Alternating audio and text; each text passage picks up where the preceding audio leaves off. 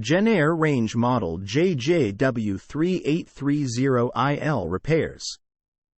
Beyond a veil of dark glass, the staggering power of V2 trademark vertical dual-fan convection caresses every morsel with precise, even heat. With curated recipes and full-color doneness images, an intelligent culinary experience awaits your touch. Repairs. For the home, kitchen and beyond, JennAir manufactures appliances that homeowners have come to trust. Even a trustworthy appliance requires occasional maintenance or repair, however. If you're in need of JennAir appliance repair from experienced professionals, your local appliance helper can help. Igniter. The igniter is the most commonly defective part for an oven not heating. The igniter has two main functions. First, the igniter draws electrical current through the oven safety valve to open it. Second, the igniter gets hot enough to glow and ignite the gas in the oven burner.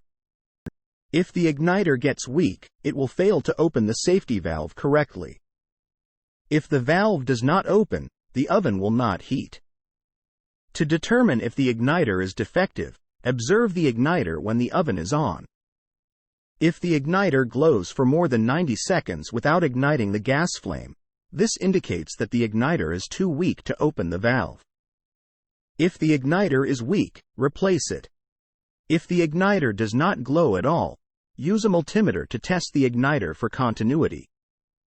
If the igniter does not have continuity, replace it. Bake element. When the bake element is heating properly, it glows red hot. If the element does not glow red, this indicates that the element is not heating. Often, if the heating element has burned out, it will be visibly damaged. Inspect the heating element for holes or blisters. To determine if the bake element has burned out, use a multimeter to test the element for continuity. If the bake element does not have continuity, replace it. Bake or broil spark electrode. For bake amp, broil burner ignition and oven burner spark electrode is used to ignite the gas. The electrode is a device that sits right next to the burner. It functions like a spark plug.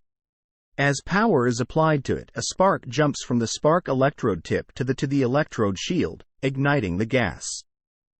If the electrode is broken or worn out, the spark may not occur. Visually inspect the electrode assembly for cracks in the porcelain housing or damage to the electrode tip itself. Be aware that a proper ground and the correct polarity of the incoming voltage to the range is necessary for the electrode control to sense the presence of a flame once the burner is ignited.